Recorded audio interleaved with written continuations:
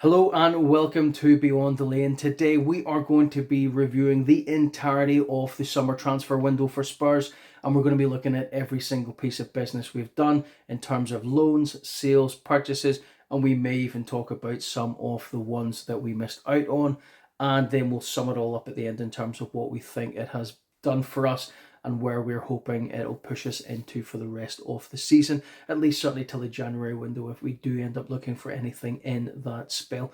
So first up, we're going to talk about the loans. All of the players that have went out on loan have went out on a season-long loan. The only one that I am aware of that has any kind of recall clause there is Velez, who has returned to his original club, Rosario Central, for the season. There is a recall clause there that allows us to call him back to the club, but it is only until the end of 2025. So anything else beyond that, he is there till the end of that season, letting the young Argentine player develop a little bit more before coming back to Spurs in the summer.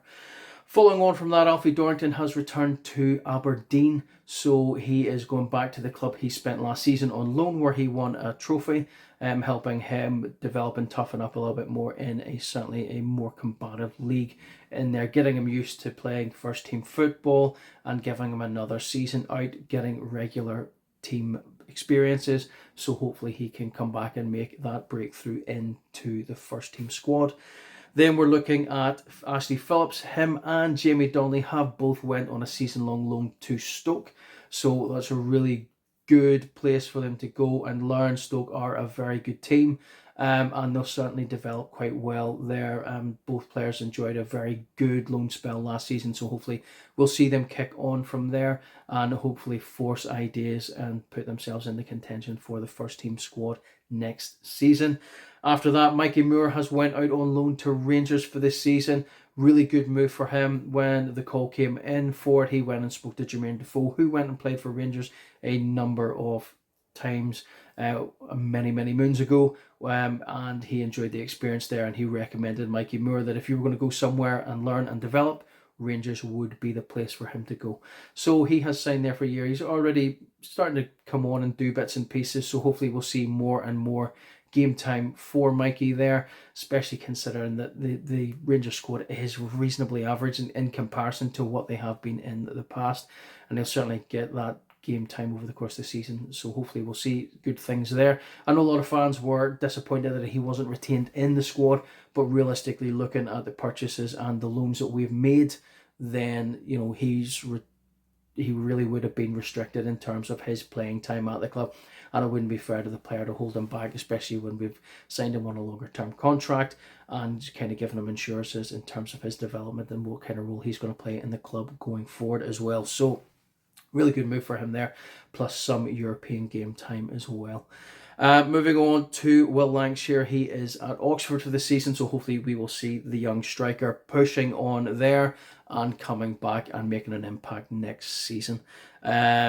Yang Min Hyuk has signed on with Portsmouth for the season, had a decent loan spell at QPR, so hopefully getting more used to the physicality of the English leagues. Certainly playing with QPR in the Championship is going to help him with that, and we'll see a bigger, better player coming back for the following season. So a good move for him down to Portsmouth. Alfie Devine is away to Preston on a season-long loan, so another good club, has a very good reputation for developing and bringing through young talent, so a very good place for him to go for that one. Dejan Vuskovic has went to Hamburg on loan for the season. He's came out more recently saying that, for him to go away on loan was better for his development rather than staying and trying to compete against Van de Ven as well as Christian Romero for those two centre-back slots, and certainly Kevin Danzo for that third centre-back if we do play with three across there, which makes absolute perfect sense. We've seen what he can do in the pre-season friendly against Reading, scoring one and assisting on one and actually doing some really good stuff. But I agree with his view, kind of shows a more level head on his shoulders in terms of looking at that development and being able to come back and properly compete for one of those starting slots, maybe next season or the season afterwards. And given the fact that he is a very young player, it certainly makes sense for him to go away.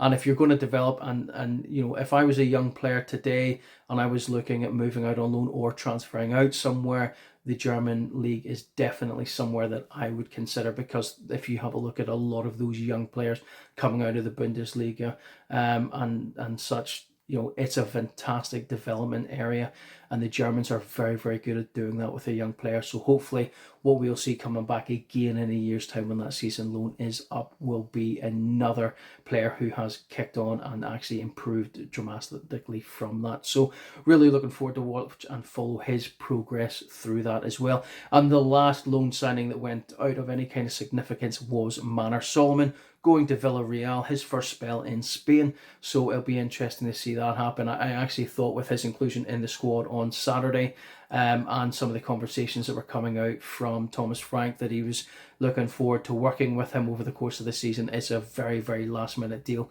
to put him out there. I believe there's a fee alongside that. I'm not sure what it was. But I thought if we were going to push him out of the squad, we probably would have sold him. But clearly the loan was the only move that came in last minute. So he will be in Villarreal for the summer. There were a number of other younger players that have went out on loan as well, and we will see one of them when we play our fourth round cup tie in the Carabao Cup against Doncaster Rovers. Ajayi, so it'll be interesting to see how he's getting on down there. So yeah, loan moves, a lot of players out on loan. A number of those players we kind of expected would stick around and help fulfill that squad for Europe in the Champions League, and also to help kind of bulk out the Premier League squad. However, we were a bloated squad in terms of numbers of what we can put into both of those competitions, and the only way those guys would have seen any kind of game time would have been in the home cup competitions. And to be honest, it's a waste of a year for those players if they're going to sit there in the squad and make it to the bench, not get on, or not even make it into that match day squads at all, or being called into Europe or the Premier League. So putting them out on loan for another season gives them another chance to develop, and maybe to work on some other bits and pieces while they're down there, especially kind of strengthening up in terms of the physicality in the leagues as well. So be interesting to see how those players develop over the course of the season, and whether or not they can come back and make an impact in the summer pre-season and then into the Premier League after that. So after that, let's move on to the sales that we have made for this transfer window. So we have done a bit of business in terms of selling players. We haven't generated an awful lot of money from that, which is quite unusual for Spurs, because over the last kind of 4 or 5 transfer windows, we have made and generated a good bit of money to offset the spend that we have done in those transfer windows. It kind of shows where we are in terms of a squad and what we have to sell, and where players are in their contracts and the valuations of those players. So we'll go through the ones of note. We'll not kind of kick into the kind of academy player levels and those who released, or those on the periphery of the first team squad that weren't really getting any game time or any squad time. So we'll focus on those main pieces of business. First up was Pierre Højbjerg. He was on a season-long loan with Marseille last season with an obligation to buy. He went for a fee of around £17 million. And it's a shame, because he actually is a player we really could have done with last season after all those injuries, and was a player that I personally quite liked. Maybe wasn't quite the attacking player under Ange that we really needed, but in terms of consistency, he usually played solidly for us in the middle of the park, and we definitely could have done with him last season, especially considering the inconsistency of Bissouma last season and in the season beforehand. So he's now gone into the French League permanently. So there's £17 million in the bank for that. Fraser Forster, Sergio Reguilon and Alfie Whiteman were all released by the club. I feel a wee bit sorry for Fraser Forster. I thought he was a good solid option in the back and a more experienced player on him. Certainly good for keeping in and around the squad. However, if we're able to get in younger players, then it obviously makes it a bit more easier in terms of that. Alfie Whiteman, I do kind of feel sorry, but the one thing we definitely had last season was a squad bloated with kind of first team selection style goalkeepers. I think we had some like 5 on our books, so it did make sense to keep them all in. With the opportunity come with contracts coming to an end, it made sense to release them. So hopefully they will all kick on and have a good spell and signing for other clubs as well. So Josh Keeley was another goalkeeper who signed for Luton Town. Very solid goalkeeper, had a very good season last year on loan, and a player that I really liked to watch when I seen him in games, and was kind of hoping that we could renegotiate a new contract with him. I think that we did, but those negotiations stalled and we ended up selling him to Luton. Unsure of the value for that one, but it was maybe $1 million or $2 million. It wasn't big money, to be fair. Then the big one, the big heartbreaker for the club was Son Heung-min leaving to join LAFC for £20 million, an MLS transfer record. So for a player of the age, we really good business. He signed a 1-year extension so that the club could get some money for him and that he wouldn't walk away for free, but definitely an end of an era and more of a heartfelt absence, I think, than Harry Kane leaving and going to Bayern Munich. Bayern Munich, very good team in terms of and give us an absolute doing in pre-season. And it's always nice to see Harry Kane back at Tottenham, even if it is playing against us. But, you know, I think that the leaving of the two players were very different for the club-based support. I think Harry was always leaving for a number of seasons, and it just kind of felt like one of those things, oh, he's gone. Thanks for what you've done. But there didn't seem to be an awful lot of emotion surrounding it, whereas Sonny was, I think, one of those players that everybody loved. Even opposition players and managers and supporters always talk about him fondly.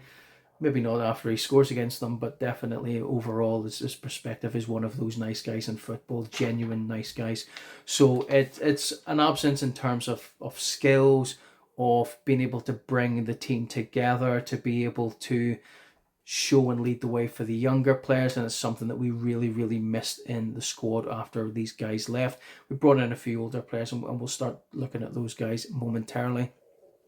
But Sonny, I think, based on his skill set, his leadership and all this, is something that we'll definitely miss this season. But he's already looks like he's ripping it up in America. So the best of luck to Sonny, and hopefully we'll see him back at Spurs at some point in the future in some sort of capacity. So yes, definitely one that we'll miss. And then Brian Hill has joined Girona, £8.7 million.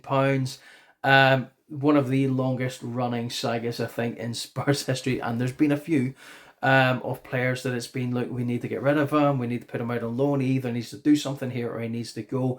And there was another one of these big conversations right across the transfer base for Spurs supporters. It was like, look, if we're going to get rid of him, we need to get rid of him now, or we're going to end up having to release him.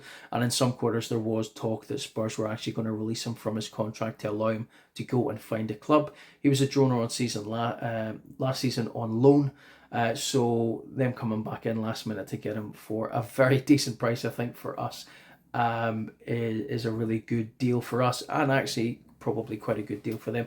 I liked him. I really wanted him to succeed. From seeing him play before he came to Spurs, he looked like a player that made sense, but he just didn't have the physicality. But I always wondered to myself, why did Spurs not put him on a programme to try and bulk him up a wee bit, strength training and all the rest of it, to make him more compatible with the Premier League and to deal with the physicality of it? Because in some of those games where he did get a small consistent run, he actually did reasonably well, a few assists, a few goals. But I think it was just one of those club buys, and the managers at the time just weren't the right type of managers to take a young talent like that in and develop them. And because of that, he has stagnated at Spurs and never been fancied by Ange, whose type of football I actually thought might have suited him. And then obviously Thomas Frank coming in, and to be fair to Brian, he was injured. So it's very difficult for a manager to be able to look and assess a player that can't train or play. So now that those guys are done and out of the way, I guess what we could probably move on, and we'll start talking about the purchases, the sales that we had. But I think, although they're not technically buys for Spurs, I think they are very good bits of business that probably, in my mind, and maybe it does for some other Spurs supporters, would count as a transfer. Jed Spence signed a new contract till 2028. and Christian Romero was handed the captain's armband and then signed a new contract to 2029. So it's good getting those key players tied up and put in. Jed Spence had an absolute cracker to the end of last season and has been in exceptionally good form through pre-season and into the start of this season as well, and thoroughly deserved it, as reflected in his England call-up for the first time. So hopefully we'll see him in action for England. Thomas Tuchel was actually very complimentary of his ability and his versatility to play on the left and the right. And certainly if we're looking at the left and right back positions for England, they're definitely slots given his form right now should be pushing to try and make one of those his own, especially when we're in a World Cup year as well. So hopefully we'll see a wee bit of him over that. Christian Romero, I think giving him the armband was a absolute tactical masterclass from Thomas Frank. It shows the care and commitment of the club towards the player, but also the player turning down Atletico to go and play under Simeone and to actually stay at the club, I think really shows that the player really does love his time here. Winning that European trophy is probably the one thing that really kept it at the back of his mind. Have you seen the celebrations after that, the way he spoke about the club, the players? It really showed that he had a deep affection for the club, and then handing him that armband was more like the club saying, look, we're committed to you, are you committed to us? And the answer from Cuti Romero was, yes, I am, and signed that deal and an extension. We're looking at a player who's 27, which will take him right through into this prime, into our side. So definitely, in my mind, probably two of the best signings we've made this summer, alongside the rest that we've done. And we're going to be doing other things, and we're looking to strengthen the squad. Then, getting our key players on longer term contracts is definitely the right thing to do.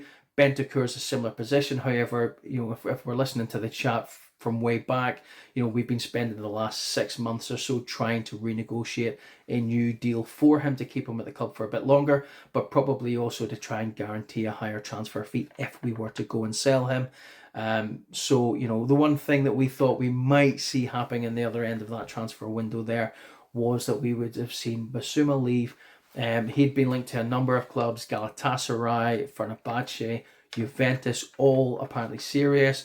Moves to Galatasaray had initially fallen down, and then they'd been resurrected again towards the end there. However, no deal had been agreed, which is a shame because he isn't going to be getting game time unless we get a number of injuries or players are starting to look tired and we need to rotate him in. You're looking at Palhinha, Bentancur, Bergval, Sarr all being in and ahead of him in terms of squad rotation. So he's going to be number 5 on that list.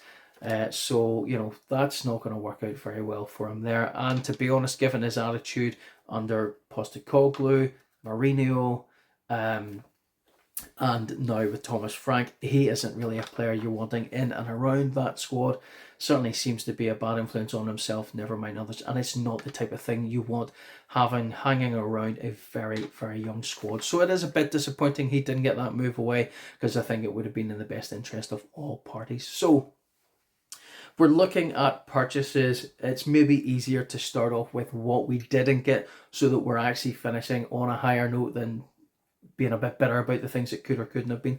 So 2 of those transfers that really stand out. We could talk about a third one, and we'll maybe touch on it. But number 1 was Gibbs White. So a very, very good England international attacking player, would have been a game changer for Spurs, especially after the announcement of Kudus, and we'll talk about him momentarily. And then following up within 24 hours, it looked like Spurs were absolutely cooking in the transfer market. However, that didn't come to pass.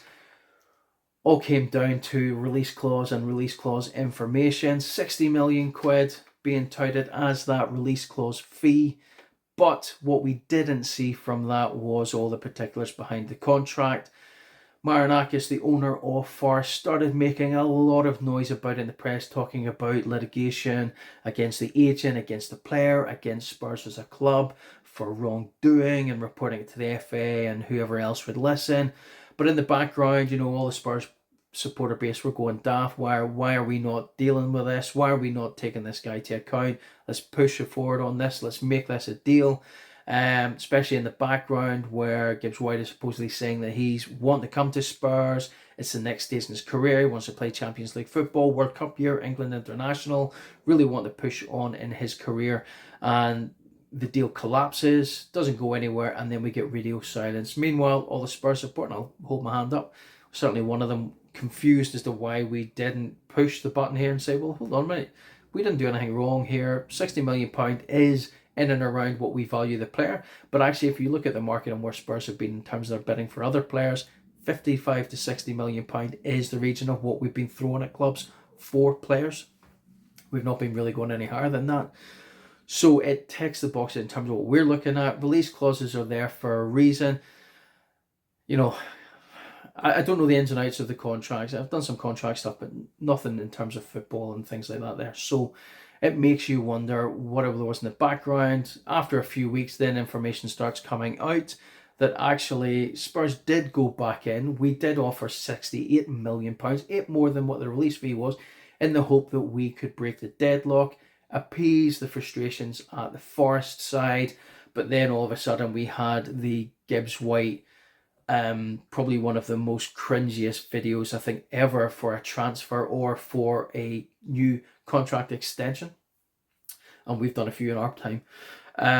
With him standing like a chastised schoolboy, arms folded, head down, talking off camera instead of to the camera about how in love he was with the club and how grateful he was to Mr. Marinakis, and Mr. Marinakis being mentioned 3-4 times throughout the course of that club interview. And then we've had more recently saying, you know, he didn't push the button on the transfer or really push it forward on his side because of the pregnancy issues in and around his partner or his wife. So in terms of the player's case, I get it. Family comes first, no matter what job you're doing, and I'll never push against that.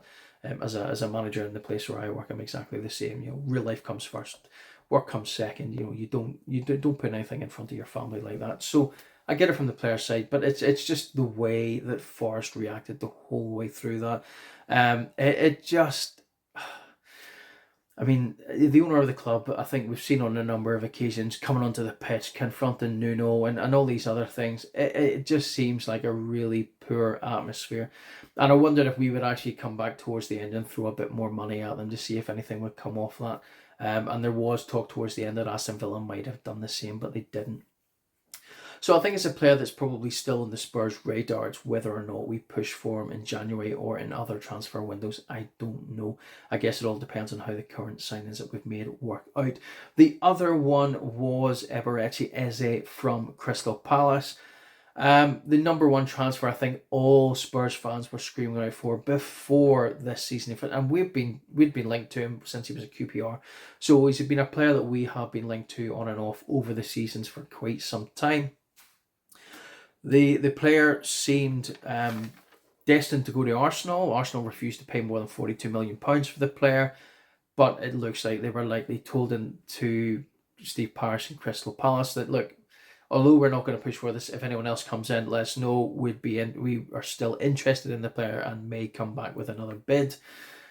We then went in a number of weeks afterwards and began negotiations with Crystal Palace to sign the player, coming in at stupid money, 55 million for a player who had a release clause of 68 million, which is an absolute steal for the player because proven Premier League, England international, you know, winner mentality, won a cup, won the Charity Shield with Palace. So, you know, you've got a player that's used to doing things a certain way.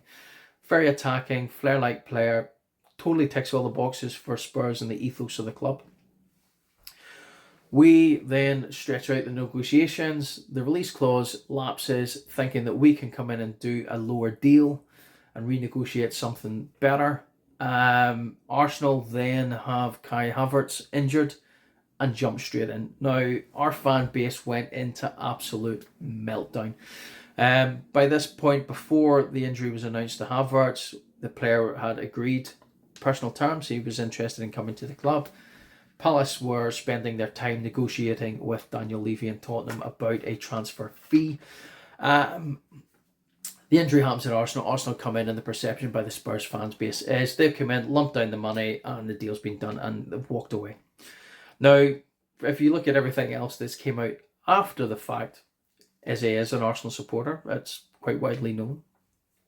Released by the club at the age of 13, he's got the opportunity to go back. As an Arsenal fan, I don't see any reasons for that. Apparently he had been, and it's purely speculative, and just what I've seen, and others may have heard and seen the same things. Whether it's true or not is a different matter.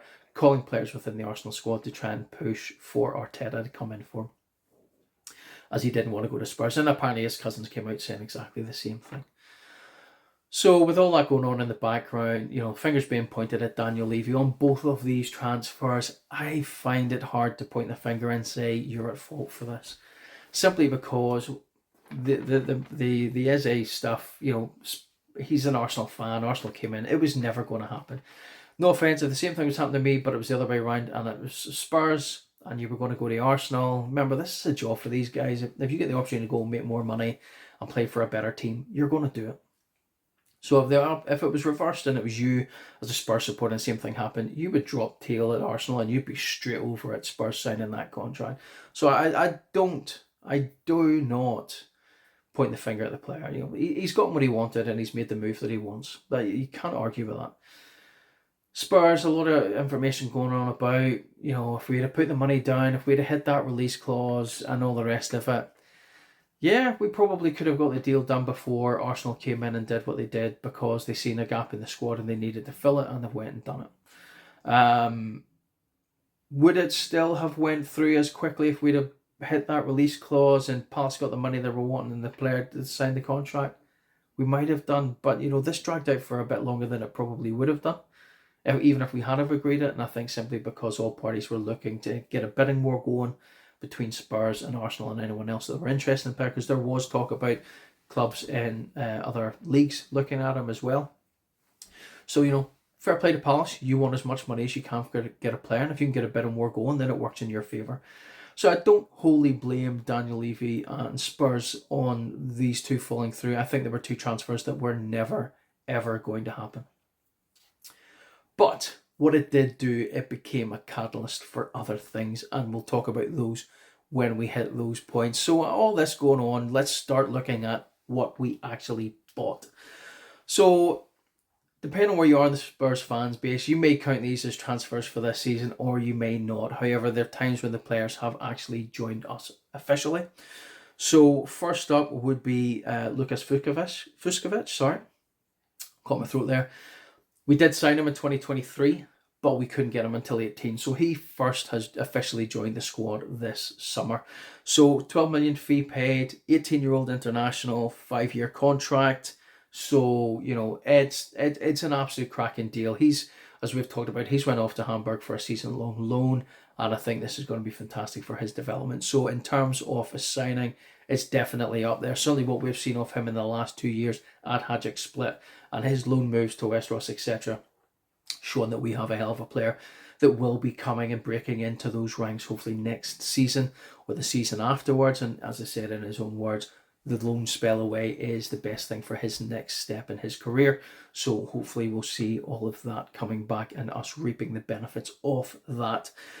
Then we have Kevin Danso, £21 million from Lens, 26-year-old centre-half, Austrian international. The quality's there. He's a solid backup for Van de Ven and Romero. And in that flat-back three, he fits and slots in great. And we've also seen with substitutions between those two centre-halves that he works very well with both of those players. So if there is an injury or we need to rotate out, we're still looking at a really solid back two or a really good back three. And actually what we've seen over a couple of games is the man has a throw in like a cannon. So the range there looked really dangerous against Burnley, and we've seen wee bits and pieces in other games when he's came in with that same kind of set piece play. So there's a lot to come from Kevin, and in terms of squad and first 11 backup, an absolute solid option and an absolute bargain at £21 million.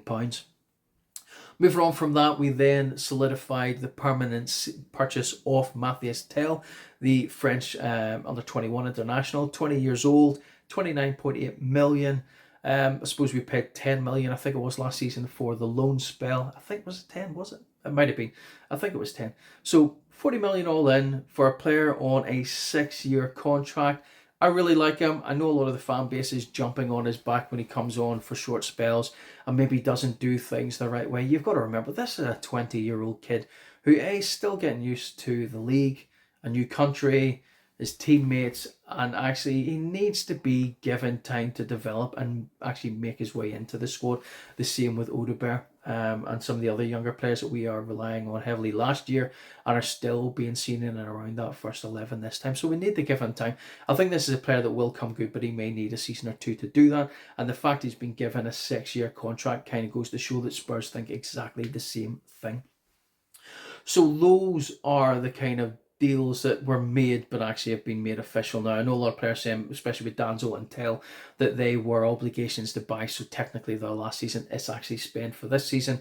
So for that reason only, I am counting it this time, because last season was loans for these guys and Vuskovic was a purchase, but because of regulations when we left the EU, he cannot sign for us until he turns 18 officially. So the deal was made, but we just had a say in his development and any loan moves and stuff. So in terms of those, 3 very, very good, solid signings, I think, for the club. Certainly squad players right now, but I think what we'll see definitely with Tell and Vuskovic is we'll see these players starting to push on over the course of probably the tail end of this season and into next season, where they'll hopefully be knocking on the door and saying, look, you need to be giving us a bit more game time now in the squad and not loaning us out. After that, we then have Kota Takai, £5 million signing from the Japanese J-League, international player. From what I've seen of him, he looks very good. Really tall for a Japanese player as well. I think he's over 6 foot. Do you know what? 5-year contract. He's bought for the now. He isn't being bought to develop and come into the team at a date. He is there to compete right now.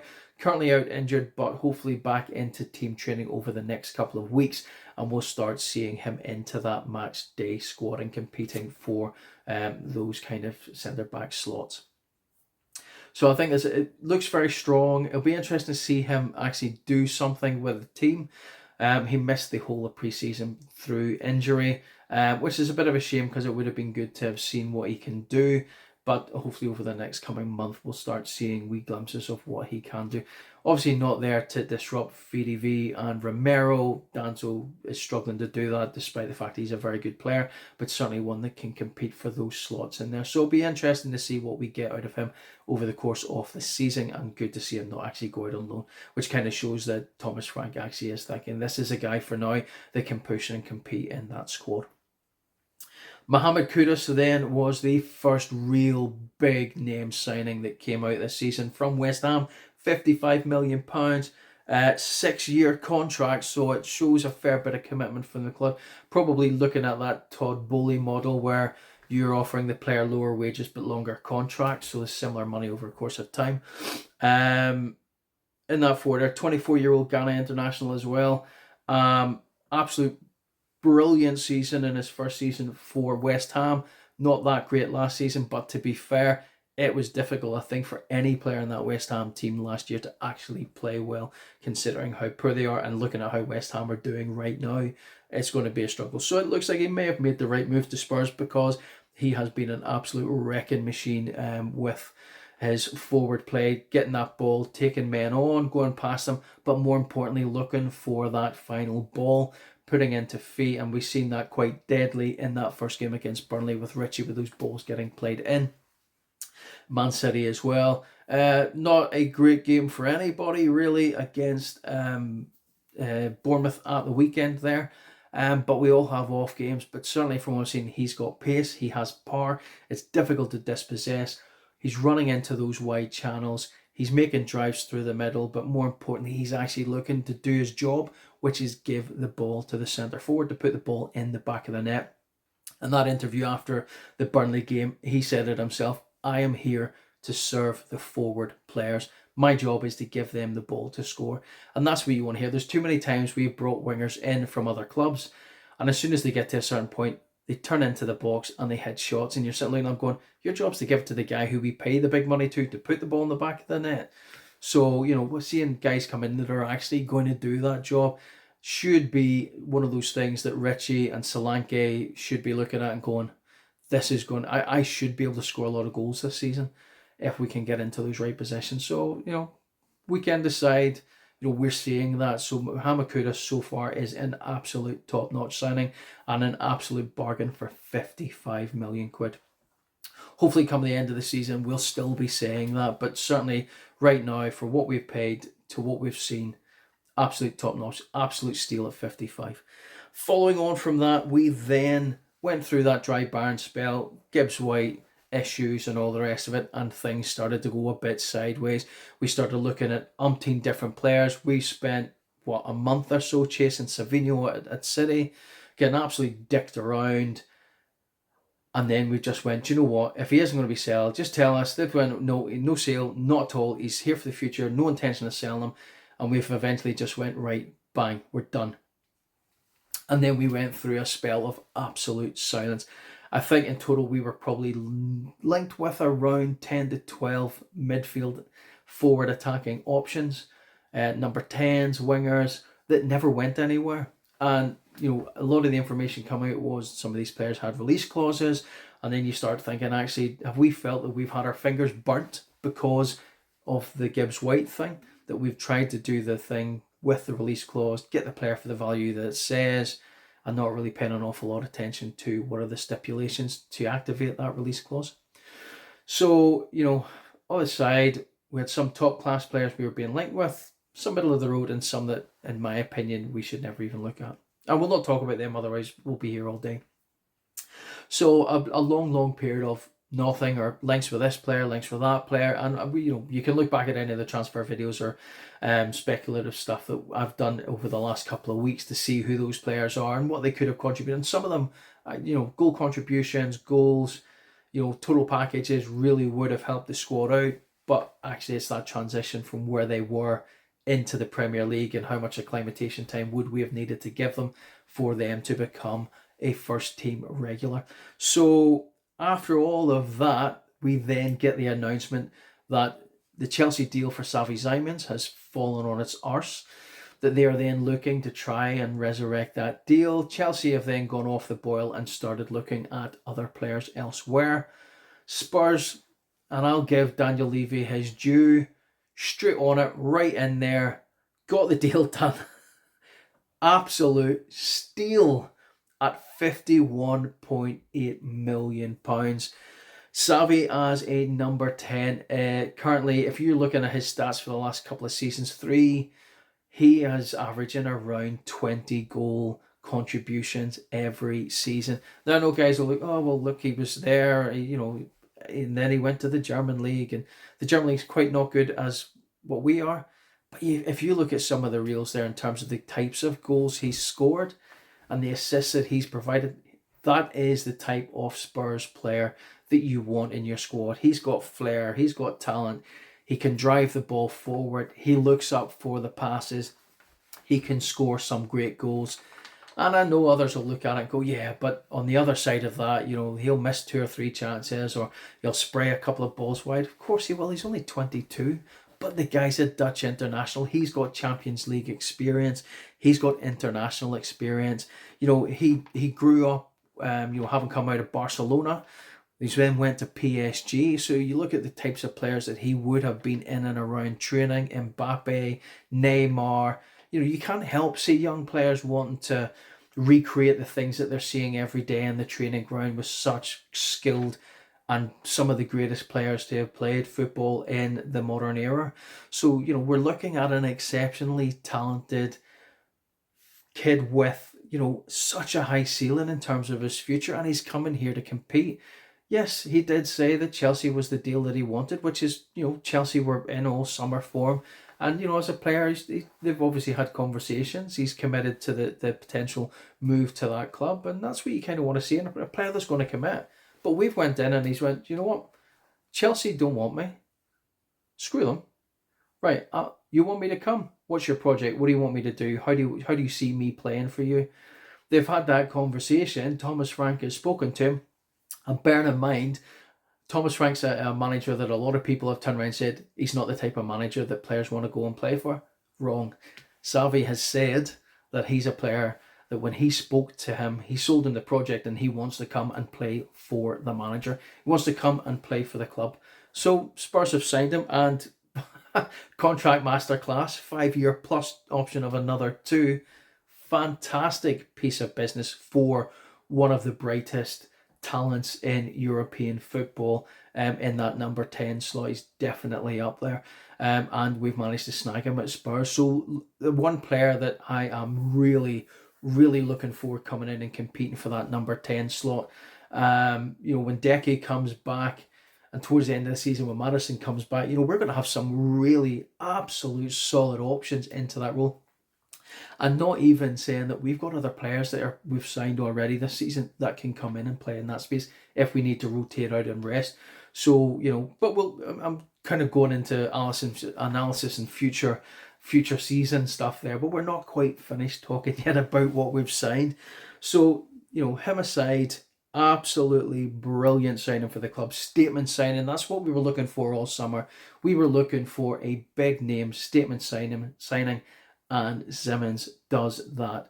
He is a player that has been spoken about for years as being a wonder kid and being able to show. And if you have a look at his progression coming out of Barcelona, La Masia Training Academy, going to PSG, all the bits and pieces there, then moving on with his careers, he's moving through the leagues and each time it's a better league. So, and now he's arrived in the Premier League and only 22 years old. The ceiling for this guy is massive. And if we can keep him fit, get him playing the way that we've seen him playing over the last couple of seasons, I think we've made an absolute cracking signing. So the last signing of the deadline day yesterday was none other than Randall Cole Muani, PSG on a season-long loan. There is no option or obligation to buy. I know Fabrizio Romano had initially stated that there was an obligation to buy or an option to buy at the end of the contract. He did then come back in and say that there is not one there. David Ornstein, Paul O'Keefe all stated that there was no option whatsoever. It seemed unusual for Spurs. However, if you're looking at it from the player and a PSG perspective, it makes perfect sense. Muani isn't going to get into that PSG side and get regular game time, so he's looking for a move that will guarantee, hopefully, that game time that he's looking for. It is a World Cup year, so he's looking to force himself into that French squad. Again, he won't be getting the game time at PSG, so he's looking at what are his options, and there were a number of other clubs in for him. So, in terms of all of that, if he comes to us and has an exceptional season, if he then goes to the World Cup and has an exceptional run, PSG can make bank off of that. So there's no way that they're going to be putting in something like that unless he was a player that there was absolutely no future for him at all. So he might come back and be a player that's going to come into that squad and compete after all of that, or they're going to be able to command a very, very high fee. So all of that actually makes perfect sense for all of those involved. You would kind of hope that potentially with doing what we're doing, and we supposedly have a good relationship with PSG. I'm not quite sure where that's come from, but apparently we do. But I think it's kind of at that higher directorate level that they've actually, the relationships there rather than potentially on a footballing front. So you'd hope that potentially, if everything works out, that we'll be looked favourably upon to make that signing permanent if everything goes well. The problem with that is that we'll probably end up having to pay a higher fee. But if the player plays well and there is that kind of relationship grown and affinity with the club, that we might be able to turn his head towards us rather than anyone else that might be looking to come in there. So we'll wait and see. Another loan deal that we made as well was João Palhinha from Bayern Munich. And I actually should have talked about him before we started talking about Muani, but I was just so excited about that one. Especially with it being a deadline day signing, everybody I think was quite surprised that he made the move to us and not elsewhere. But let's get back to João Palhinha, a player that we know very, very well from his time with Fulham in the Premier League. Defensively is an absolute beast. If you look at his last season at Fulham in terms of his defensive tackles made and completed, he had over 300. The next person on the list, I can't remember who the player was, but they were at 191. So it goes to show that what this guy does and how well he can do it. And he even says it himself. The one thing he loves about the game is getting physical, getting tackles in, getting in amongst the opposition, and just disrupting play. And we've seen it so well against Burnley, an absolute masterclass against City. Not quite as good at the weekend there. And the other good thing that he provides is he's an international. He is 30 years of age, and that's, to my mind, isn't bad. A lot of things now is people seem to be suggesting that when you hit 30 in football, you're done. But at that point, you're hitting your peak. So what he brings is the elder statesman mentality. He's been at Bayern for a year, already didn't play. The change of manager changed that when Vincent Company came in and things kind of went a bit sideways for him. But he's still in there, he's still training, and Bayern Munich are a club that wins things. So the move to Spurs is definitely one that suits him. It's back into London, a place that he knows reasonably well from his time at Fulham. So it just ticks all the boxes. and it is a very, very good move. Now, we have an option to purchase him at the end of the season for 30 million.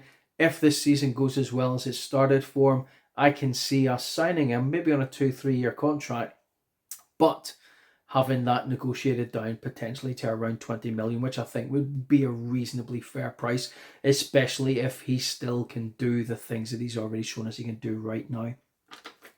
So in terms of all of those signings, the big difference, and if we're looking back at the whole transfer window now, is that we have invested not just in the squad, but we have enhanced that first 11. So we're looking at Danzo, Tel, Vuskovic, although he's away off on loan, and Takai. Those are squad-based players that actually enhance the profile of the squad. It gives us a bit more strength and depth across the board. But if you look at the four main signings that we have made, we're talking about Mohamed Kudus. Straight into that team, is already a mainstay. You can't drop him unless he's injured or tired.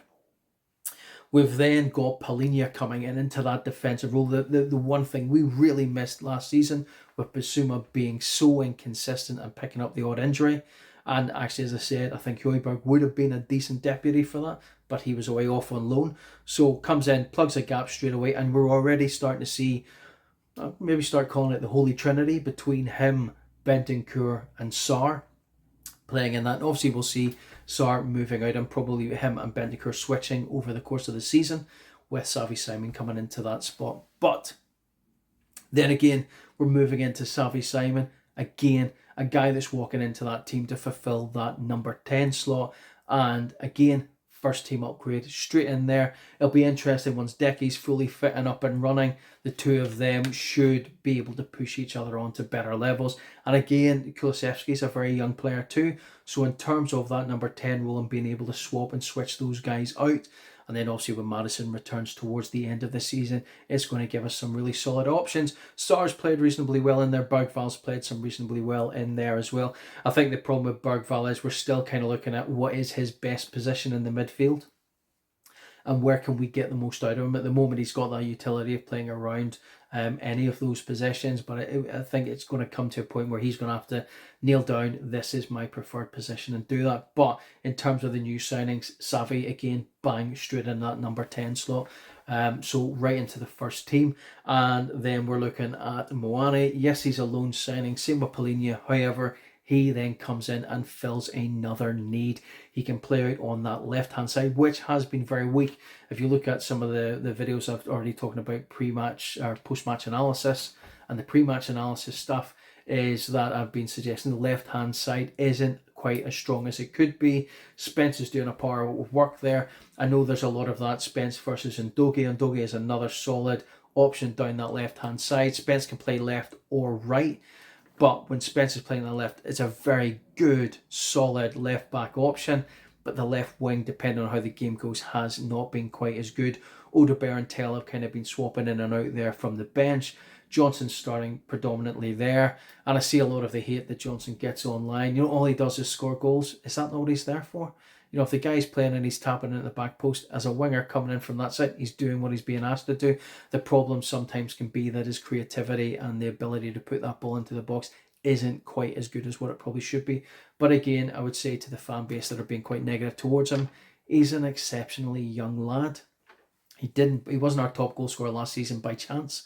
And Thomas Frank will help develop him. The coaches there and the staff will recognise the weak points in his game, and then will push that on for him, the same as what they will be doing with Tel and Odegaard.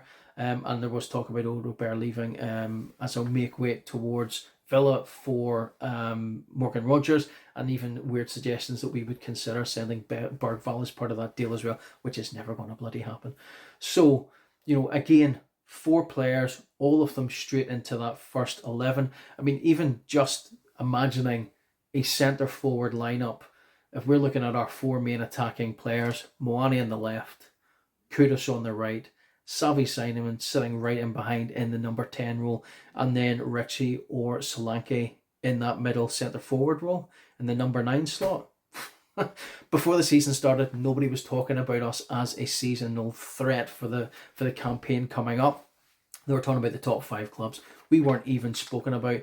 And I think in one of my first videos on the channel, I even spoke about the fact that it's the first time I have looked at our attacking options in the squad as a forward line and thinking to myself that we look poor up front. There's no threat there, really. Despite the goals that Johnson did last season, very, very well done in terms of that. But if you looked at our lineup for the front line, there was nothing really that would make you think, oh, Jesus Christ. I don't want to be coming up against those. Solanke, I think, is a very good forward, very different to Richie, so offers those differences in terms of what games you're playing and what tactics Thomas Frank's going to use. Richie, very industrious, works hard, sometimes does a little too much when really the simple thing is get your head up and just hit that shot. Whereas Solanke is very good at holding the ball up and bringing more people in around him. Sometimes I want him to be a bit greedier, like what Kane was when the ball comes into that box. Kane's option isn't always looking to see where Son is or someone else to play the ball out. As a centre forward, you're looking for goal. So, looking at that forward line now, I am mouth-watering. I can't wait to see the first game where we can get a 4 lining up like that in a game, because I think we'll absolutely wreck teams. So I'm really, really looking forward to that. And the thing is with Mane as well is he can play right across that front 3. He can play on the left, he can play on the right, he can play as a centre forward. So if Richie's needing rotated out, if Solanke's not back from that ankle injury, Moani comes into that centre forward slot, and then you've got Johnson, Tel or Odegaard playing in on the left. So again, we've got so many options, and Xavi can also play in on that left as well. So potentially, instead of playing one of those 3, you move Xavi out onto the left, and you're maybe putting Sarr back into that number 10 slot, and then you've got Kudus, Sarr, Xavi, and Moani playing through that middle option. So in terms of rotation and teams that we can move Kudus out from the right into the middle bit, and then when you get Kulusevski back, Kulusevski could play on that right wing, or you could push Johnson out to that side. Odegaard's done a wee spell like that bit too. So in terms of what we have in that team, there are now so many tactical options for Thomas Frank to employ going forward, depending on the teams we're playing, the formation setup he wants to use, injuries, resting players, rotation, and the fact that we're going to be playing in Champions League, FA Cup, Carabao Cup, Premier League.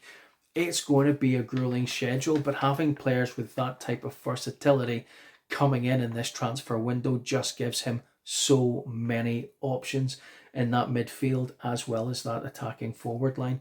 So in terms of transfer business, it's been probably one of the best transfer windows I can recall, being a Spurs fan for 30 odd years. So, for me, I'm absolutely buzzing. I can't wait now to get these players in. And you know what? It's probably closed and they've come in at the right time in the international break. Gives players a little bit of a rest. We did look somewhat tired, and we were run absolutely ragged by Bournemouth at the weekend. Those not on international duty a chance to recover. Those on international duty to get some more game time under their belt, and then coming in for that game against West Ham when we come back. I think it's the 13th. So, yeah, in terms of the transfer window, top notch. I think with all the carry on and the goings on, I think we were all feeling a little bit deflated with the will they, won't they, no they're not, we've messed around, we've lost out. And then when you look at the facts and look at it from a neutral point of view, you kind of see, well, actually, I think in both of those transfers, and I'm giving Daniel Levy and the club the benefit of the doubt here, we tried to do everything we could to make those deals happen. We offered more money. It wasn't accepted. And the club says, no, there's nothing you can do about it.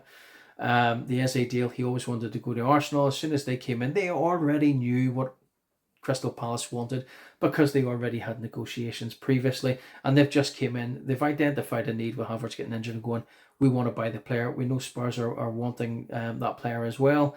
They'd already know what the personal terms that the player wanted, and they agreed, and he's definitely going to go because he's an Arsenal supporter, and he gave Palace exactly what they wanted, and he signed for them. So, while there's a lot of outrage against Daniel Levy, I think sometimes no matter what happens in the club, there's always going to be sections of the fan base that are going to point the finger at them. I'm not pro Levy, I'm not pro anything, I'm pro Spurs. Anything that's good for the club is good for me, but I always look at things from all sides before coming to a conclusion and then pointing the finger at people. And I don't think there's anything that Levy could have done in either of those two incidences. And then obviously we're looking at the Hincapi one. That was one I was going to talk about, but didn't. We were never in for him. People said, "Oh, we're going for him." Arsenal are in for him. Oh, they're going to take a player away from us again. Clubs already came out. Alistair Gold's already stated. The question was asked. They've said they weren't interested. Yes, we've been linked to him, but simply because we're being linked to players doesn't mean we're talking to them, their representatives, or their club. So I think sometimes we do get excited as a fan base, as all fan bases of football clubs do, when you see certain names getting linked with your club. Of course, it's exciting. You see things. And Savinho, we chased on that. And we could have offered them 70 million quid and they still would have told us no. The only way that would have happened is if they went and got Rodrigo. Rodrigo was never leaving Real Madrid, therefore Savinho was never going to be allowed to move on. And considering they'd already received money for McAtee leaving and they've already had a number of their players go, then it kind of makes sense that deal was never going to happen.